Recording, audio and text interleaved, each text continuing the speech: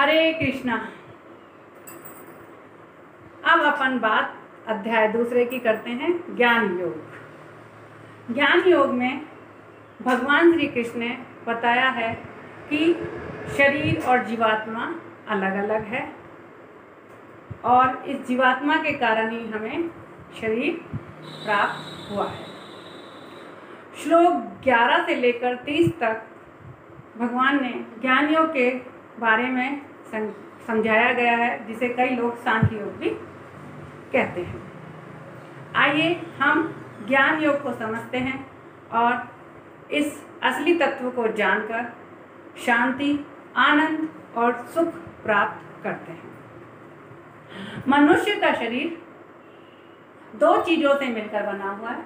मनुष्य का शरीर दो चीजों से मिलकर बना है, एक है शरीर, दूसरा है जीवात्मा।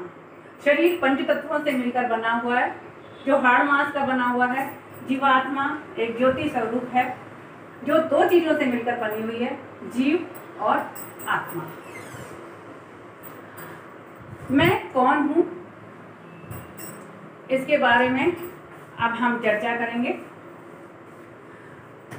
जीवात्मा जो ज्योति स्वरूप है वह दो चीजों से मिलकर बनी है, जीव प्लस आत्मा। जीव है, ये संस्कारों से निर्मित होता है, इसी के कारण हमें शरीर मिलता है।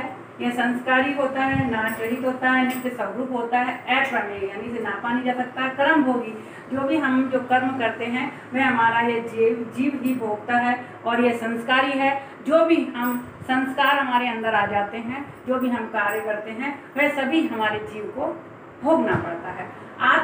आत्मा एक चेतन शक्ति है। यह जन्म भी नहीं लेती, ना ये जन्मती है, ना ये मरती है।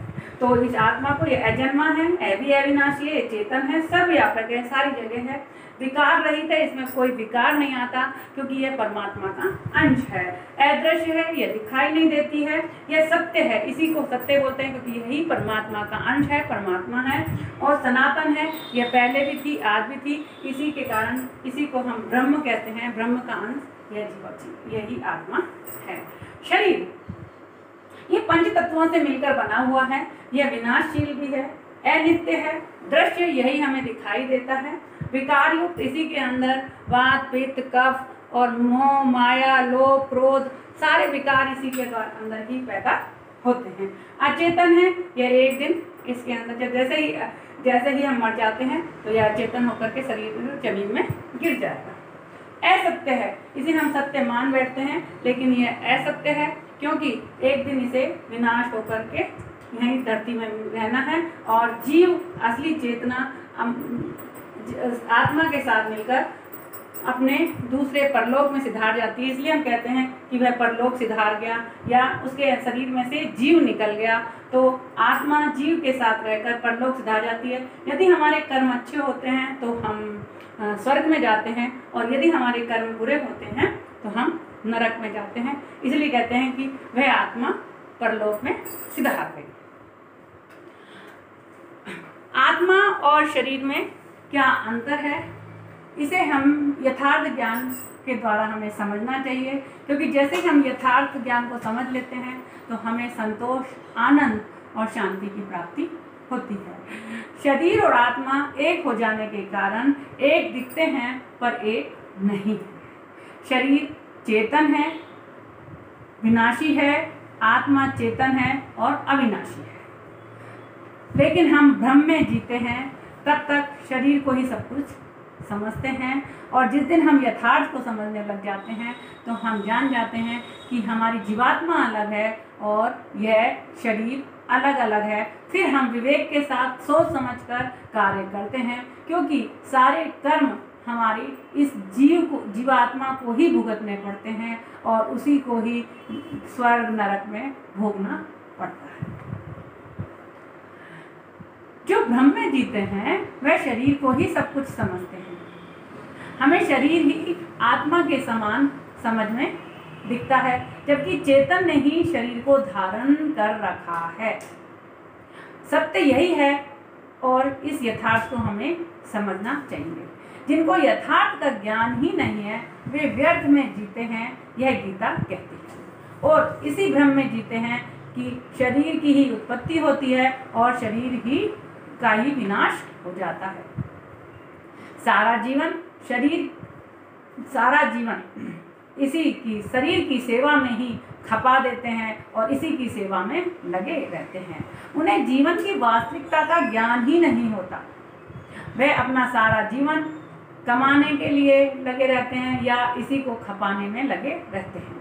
जिसकी जिंदगी भर सेवा करने के बाद एक दिन हमारा शरीर धोखा दे देता है और एक दिन हमारा शरीर मर जाता है।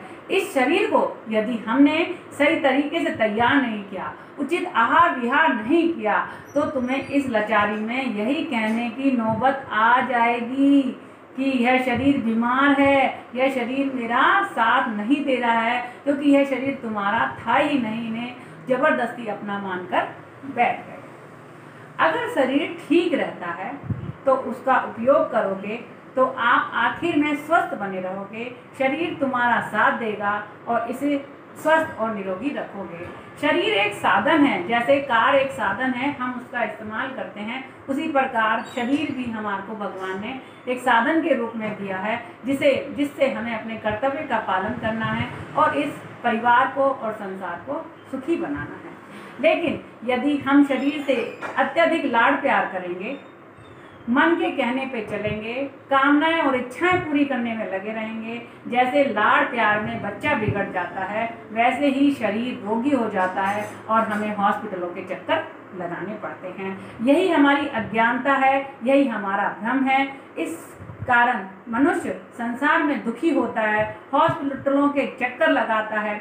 अंदर के भ्रम का निवारण होना चाहिए और हमें यथार्थ का ज्ञान होना चाहिए कि आत्मा व शरीर एक दिख रहे हैं, लेकिन यह दोनों ही अलग अलग हैं, भिन्न है। इसे हमें समझना होगा। जैसे आत्मा और शरीर अलग अलग है, इसे हम एक उदाहरण के तौर पे समझते हैं। जैसे आपके घर में पंखा है, टीवी है, लाइट है, एसी है, ट्यूबलाइट है, प्रेस, बहुत सारे इलेक्ट्रिक आइटम हैं। लेकिन इन इलेक्ट्रिक आइटम में जान कैसे आती है? इन इलेक्ट्रिक आइटम ये काम कैसे करते हैं? इनमें जान आती है करंट से। जब लाइट आती है तो इनके अंदर करंट आता है और करंट आता है तो ये काम करने लग जाते हैं। एसी ठंडा करने लगेगा, बल्ब जल जाएगा, पंखा चलने लगेगा और फ्रीज ठंडा करने लग जाएगा। मतलब हर आइटम्स, इलेक्ट्रिक आइटम्स अपना अपना कार्य करने लग जाएंगे। अगर लाइट चली गई तो ये सब निर्जीव हो जाएंगे, डेड हो जाएंगे, कोई भी काम नहीं कर पाएगा, क्योंकि इनके अंदर अब कार्य करने की क्षमता नहीं रही। ये सब उसी लाइट के कारण, उसी पावर के कारण काम कर रहे थे। करंट आता है तो ये काम करते हैं, करंट नहीं आता तो ये काम नहीं करते। ठीक इसी प्रकार ये शरीर विनाशी है, लेकिन जैसे ही जब तक यह जीवात्मा के संपर्क में रहता है, आत्मा के संपर्क में रहता है, तो यह कार्य करता है, चलता भी है, फिरता भी है, आंखों से देखता है। मतलब शरीर के प्रत्येक अंग कार्य करने लग जाते हैं। और जिस दिन जीवात्मा इस शरीर से निकल जाएगी, उस दिन हमारा शरीर कार्य करना बंद कर देगा। देखिए, अब करंट आता कहाँ से है? फ्रीज में करंट कहाँ से आता है? तार के माध्यम से। ऐसे ही जीवात्मा के माध्यम से हम शरीर में आते हैं और जीवात्मा के माध्यम से हम शरीर के अंदर आते हैं और हर शरीर के हर कार्य करते हैं। और ये जीवात्मा कहाँ से आती है? परमात्मा का अंश है। परमात्मा यानी जैसे पावर हाउस का करंट किसका अंश है? पावर हाउस का। ऐसे ही परमात्मा का अंश क्या है? आत्मा है। आत्मा भी परमात्मा का अंश है। जैसे पावर हाउस का अंश लाइट है। हम जब भी लाइट चली जाती है तो पावर हाउस से फ़ोन करते हैं और लाइट के लिए सूचना देते हैं कि लाइट नहीं आ रही, हमें दीजिए। ऐसे ही आत्मा परमात्मा का अंश है।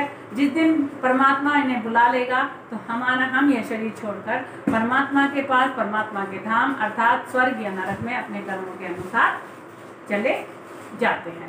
मैंने आपको इसे समझाने की बहुत अच्छे से कोशिश करी है। मुझे लगता है आप समझ गए होंगे कि जैसे इलेक्ट्रिक आइटम अलग अलग होते हैं, ऐसे ही शरीर के अंग अलग अलग होते हैं और उनमें करंट जैसे लाइट से आता है, वैसे ही चेतन शक्ति द्वारा, जीवात्मा द्वारा हमारे शरीर के अंदर करंट आता है। और जब तक हमारे शरीर में जीवात्मा है तब तक हमारा शरीर कार्य करेगा। जिस दिन हमारा शरीर में से जीवात्मा निकल जाएगी तो हमारा शरीर डेड होकर के जमीन में पड़ जाएगा। इसलिए कहते हैं कि जीव निकल गया, आत्मा गुजर गई, जीव स्वर्ग में चला गया, क्योंकि अब उसके अंदर वो जो करंट देने वाली चीज़ थी, जो पावर थी, जो शक्ति है, वह नहीं रही। इसलिए वो शरीर डेड बॉडी की तरह जमीन में पड़ जाता है और आत्मा अपने परम धाम में अपने कर्मों के अनुसार चली जाती है और दोबारा अपने जैसे उसके कर्म होते हैं, जैसे उसका जीवन होता है, जैसे उसके संस्कार होते हैं, दोबारा वह शरीर धारण करती है। हरे कृष्णा।